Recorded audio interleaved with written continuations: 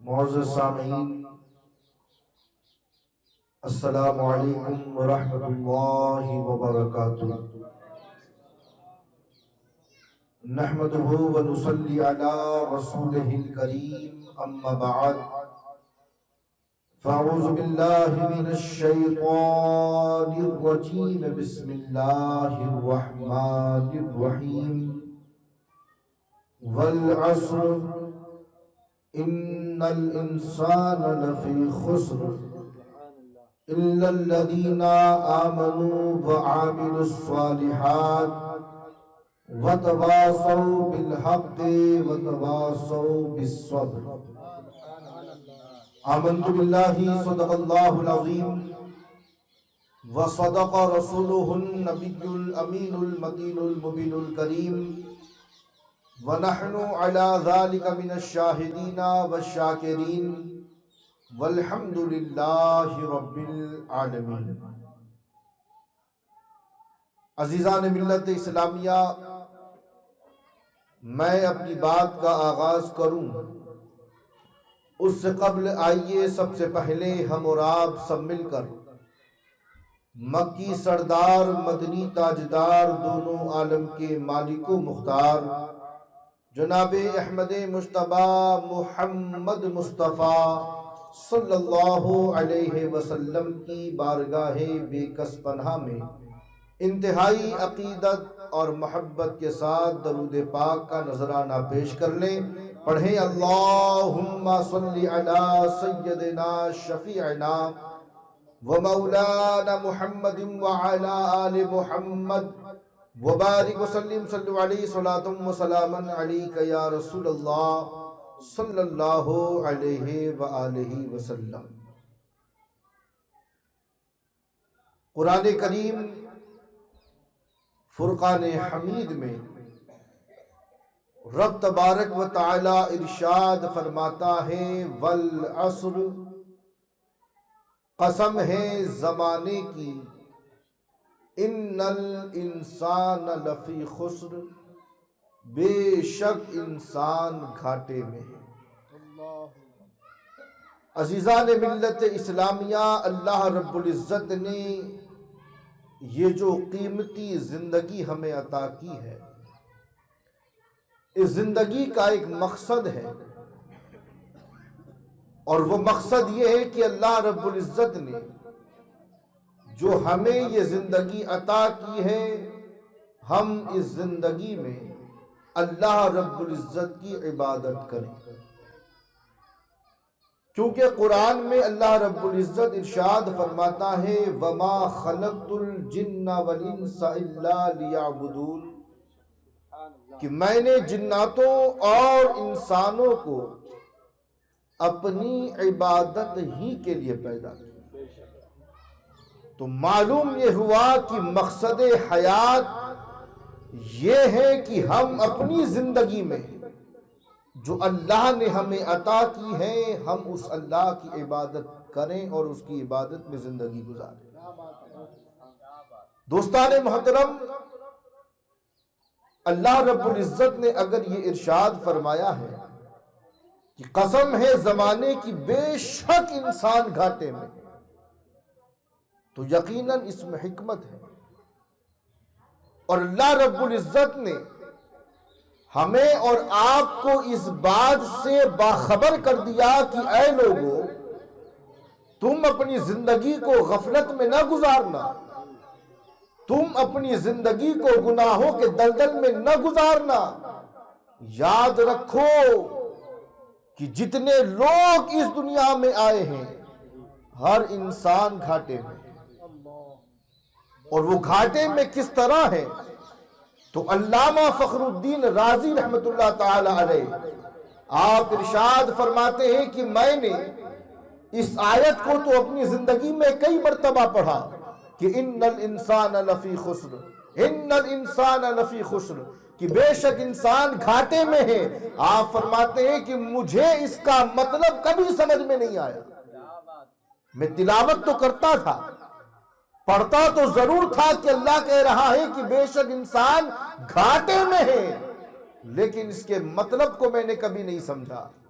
آپ فرماتے ہیں کہ اس آیت کریمہ کا صحیح مفہوم اور صحیح مطلب میں نے ایک برف فروش سے سیکھا، اور مجھے ایک برف بیچنے والے سے پتہ لگا کہ اس آیت کا صحیح مفہوم کیا ہے۔ اور وہ اس طریقے سے کہ آپ فرماتے ہیں کہ ایک مرتبہ میں بازار میں گیا تو میں نے کیا دیکھا کہ ایک برف بیچنے والا برف بیچ رہا تھا اور خریدار کوئی نہیں تھا، تو وہ زور زور سے پکار رہا تھا کہ اے لوگو برف خرید لو، ورنہ یہ جو سامان میں نے خریدا ہے یہ یوں ہی پگھل گیا تو مجھے اتنی قیمت بھی نہیں ملے گی جتنی قیمت میں نے خریدا۔ یعنی یہ سرمایہ ختم ہوتا چلا جا رہا ہے، لوگوں جلد آؤ اور برف کو خریدو۔ علامہ فخر الدین رازی کہتے ہیں میں نے اس برف فروش کو دیکھ کر زندگی کا مقصد بھی سمجھ لیا اور اس آیت کریمہ کے مفہوم کو بھی میں نے سمجھ لیا کہ انسان اپنی زندگی میں جس قدر تیزی کے ساتھ سانسیں لے رہا ہے ٹھیک اسی طریقے سے انسان کی زندگی اس سانسوں کے ذریعے کم ہوتی چلی جا رہی ہے۔ وہ انسان جو اپنی زندگی کو اللہ کی عبادت میں گزارتا ہے، وہ انسان جو اپنی زندگی کو اللہ کی بندگی میں گزارتا ہے، وہ تو فائدے میں ہے، لیکن وہ انسان گھاٹے میں ہے جو اپنی زندگی کو غفلت میں گزارتا ہے، کیونکہ سانسیں تو چلتی رہیں گی، سانسیں رکنی والی نہیں ہیں، سانسوں کا چلنا جاری رہے گا۔ اگر انسان نے عبادت کر کے ان سانسوں کو چلایا ہے، اللہ کی عبادت کر کے ان سانسوں کو چلایا ہے تو وہ انسان تو فائدے میں ہے، اور اگر کسی انسان نے غفلت میں زندگی گزاری ہے تو ایسا انسان گھاٹے میں ہے۔ تو اللہ کہہ رہا ہے والعصر، قسم ہے زمانے کی، بے شک انسان گھاٹے میں ہے۔ تو عزیزان ملت اسلامیہ، اگر فائدہ چاہتے ہو تو اللہ کی عبادت میں اپنی زندگی کو گزارو، گھاٹے میں زندگی نہ گزارو۔ اور اللہ نے تو آیت کے اگلے جز میں وہی ہم کو بتایا ہے، رب فرماتا ہے کہ والعصر، قسم ہے زمانے کی، ان الانسان لفی خسر، بے شک انسان گھاٹے میں ہے۔ اور آگے فرمایا الا الذین آمنوا وعملوا الصالحات وتواصوا بالحق وتواصوا بالصبر، ہاں مگر وہ لوگ گھاٹے میں نہیں ہیں جو اللہ اور اس کے رسول پر ایمان لائے، نیک اعمال کیے اور حق اور صبر کی تعلیم دی۔ یعنی وہ گھاٹے میں نہیں ہے جو ایمان لے آیا، جو اللہ کی وحدانیت اور رسول کی رسالت پر ایمان لایا، اور اس کے بعد جس انسان نے اچھے کام کیے، ساری زندگی حق کی تعلیم دیتا رہا، صبر کی تلقین کرتا رہا، رب فرماتا ہے کہ ایسا انسان ہرگز گھاٹے میں نہیں۔ گھاٹے میں وہی ہے جو غفلت کا شکار ہے۔ اسی لیے غفلت سے باہر آؤ، اپنی زندگی کے مقصد کو سمجھو کہ اللہ نے تمہیں کس لیے پیدا کیا ہے۔ اور دوستان محترم، ایک بات اور سن لیجئے، جو مزہ اللہ کی بندگی کرنے میں ہے وہ مزہ کسی اور چیز میں نہیں ہے۔ حضرت بایزید بستامی رضی اللہ تعالی عنہ بہت بڑے اللہ کے ولی ہیں، رب تبارک و تعالیٰ کی بارگاہ میں عرض کرتے ہیں پروردگار کوئی ایک ایسا عمل بتا دے یا کوئی ایک ایسی صفت بتا دے جسے میں اختیار کر لوں اور تیری بارگاہ کا قرب پا لوں۔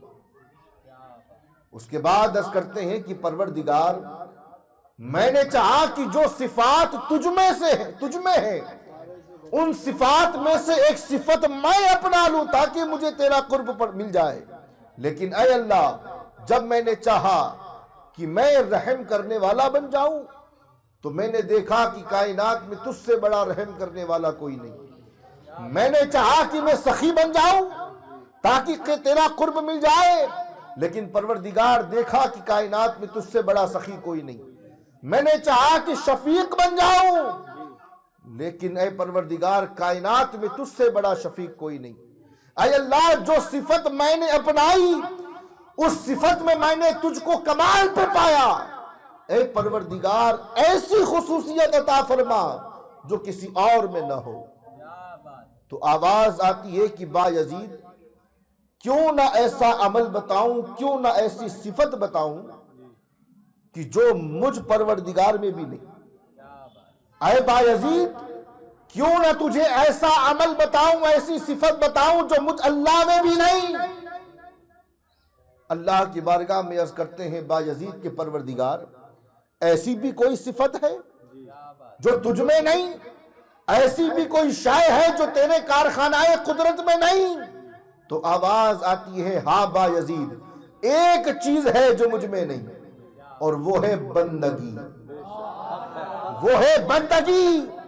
اے با یزید میں خالق کائنات ہوں، میں رب ہوں، بندگی میری کی جاتی ہے، میں کسی کی بندگی نہیں کرتا، عبادت میری کی جاتی ہے، میں کسی کی عبادت نہیں کرتا۔ اے با یزید عبادت نام ہے جھکنے کا اور میں جھکنے والا نہیں، عبادت نام ہے عاجزی کا اور میں عاجزی سے پاک ہوں، عبادت نام ہے انکساری کا، میں انکساری سے پاک ہوں۔ اے با یزید جب تم میرے پاس عاجزی اور انکساری کے ساتھ آئے گا اور میرا سچا عابد بن کے آئے گا تو میں تجھے اپنی بارگاہ کا قرب عطا کر دوں گا۔ تو عاجزی کے ساتھ آ، انکساری کے ساتھ آ، جھک کر کے آ اور میرا عابد بن کر کے آ، عبادت گزار بن کر کے آ، میرا بندہ بن کر کے آ۔ تو جب اس طریقے سے آئے گا تو میں تجھے اپنی بارگاہ کا قرب عطا کر دوں گا۔ تو معلوم یہ ہوا کہ اللہ رب العزت کو بھی اس کی بندگی سے بڑھ کر اور کوئی چیز عزیز نہیں۔ اللہ تو چاہتا ہے کہ میرے بندے میری عبادت کریں، میری بندگی کریں۔ اللہ تو چاہتا ہے کہ میرے بندے سر جھکائیں تو میرے آگے، اللہ تو چاہتا ہے کہ میرے بندے ہاتھ پھیلائیں تو میرے آگے۔ اے مسلمانوں اگر چاہتے ہو کہ تم باعزت ہو جاؤ، تمہیں تمہاری عزتیں لوٹا دی جائیں، تمہیں تمہارا وقار لوٹا دیا جائے، تمہیں تمہارا اقتدار لوٹا دیا جائے، تو دنیا داروں کے آگے ہاتھوں کو نہ پھیلاؤ، کسی دنیا دار کے آگے نہ سر جھکاؤ۔ اگر سر جھکانا ہے تو اس اللہ کے آگے سر جھکاؤ جس رب کے آگے پوری کائنات سر جھکاتی ہے، اور وہ خالق کائنات ہے، پروردگار ہے، رب ہے، پالنہار ہے۔ عزیزان ملت آج ہم رونا روتے ہیں کہ ہمارے ساتھ یہ ہو رہا ہے، ہمارے ساتھ وہ ہو رہا ہے، بچوں کو نوکریاں نہیں مل رہی ہے، ہماری عزتوں کو پامال کیا جا رہا ہے، ہندوستان میں ہمارے حقوق ہمیں نہیں مل رہے ہیں، اور ہم یہ رونا ہر طرف روتے نظر آتے ہیں۔ جہاں چار لوگ جمع ہو گئے رونا پٹنا شروع کر دیا، میرے بچے کو نوکری نہیں ملی، گورنمنٹ نے میرے ساتھ میں یہ کر دیا، فلاں نے ہمارے ساتھ یہ کر دیا۔ عزیزان ملت اسلامیہ امام حسن بصری رحمت اللہ علیہ، اللہ اکبر، آپ کی بارگاہ میں ایک شخص آتا ہے اور آنے کے بعد کہتا ہے کہ اے امام حسن بصری یہ کیا ہو گیا کہ اتنا ظالم و جابر بادشاہ حجاج بن یوسف ہم پر مسلط ہو گیا، ظلم کر رہا ہے ہم پر، ہمیں مار رہا ہے، ہم پر تشدد ڈھایا جا رہا ہے۔ اے امام یہ کیا ہو گیا؟ اے امام حسن بصری یہ کیا ہو گیا؟ کتنا ظالم و جابر بادشاہ حجاج بن یوسف ہم پر مسلط ہو گیا۔ تو امام حسن بصری خاموش ہوئے اور اس کے بعد آپ نے فرمایا کہ یہ مسلط نہیں ہوا ہے، اللہ نے اسے مسلط کیا ہے ہماری بدعمالیوں کی وجہ سے۔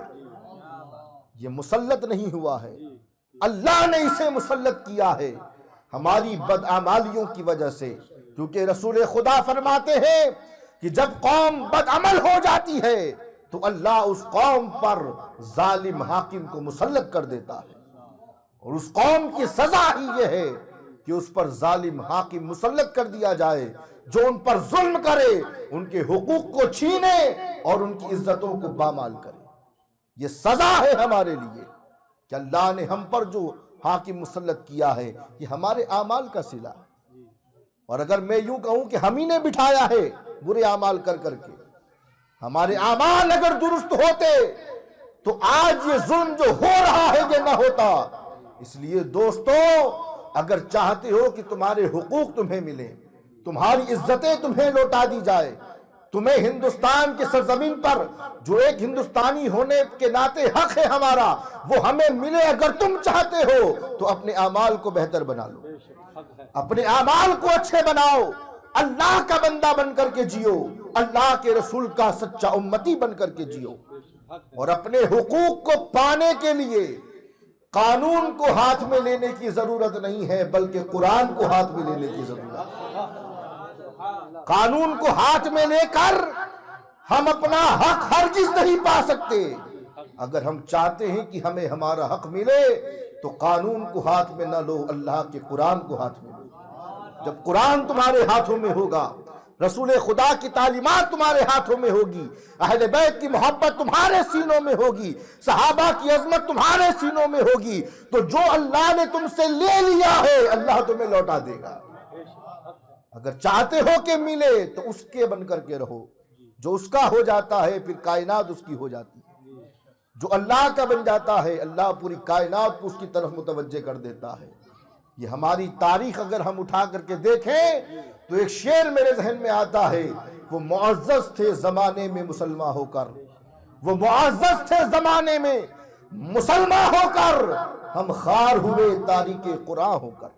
وہ صلاح الدین ایوبی ہوں یا غازی ارطغرل ہوں یا ایسے سلاطین ایسے بادشاہ جنہوں نے اسلامی حکومت کی اور پورا نظام امن قائم کیا، ان کے پاس کوئی ہتھیار نہیں تھے، ان کے پاس کوئی ٹیکنالوجی نہیں تھی، ان کے پاس میں کوئی ہتھیار والی طاقت نہ تھی، ان کے پاس جو طاقت تھی وہ اسلام کی طاقت تھی، ایمان کی طاقت تھی۔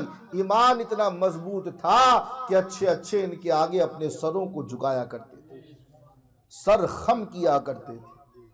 تو اگر ہم اپنی تاریخ کو چاہتے ہیں کہ ہماری تاریخ دہرائی جائے، ہماری عزتیں ہمیں ملے، تو ہمیں چاہیے کہ ہم اپنے کردار کو بہتر بنائیں۔ اللہ رب العزت نے قرآن میں فرمایا کہ قسم ہے زمانے کی انسان گھاٹے میں ہے، مگر وہ گھاٹے میں نہیں ہے جو اللہ اور اس کے رسول پر ایمان لایا، اس کے بعد اس نے اچھے کام کیے اور ساری زندگی حق اور صبر کی تلقین کرتا رہا۔ رب فرماتا ہے کہ ایسا شخص گھاٹے میں نہیں۔ تو اچھے بنو، اچھے مسلمان بن کر کے زندگی گزارو۔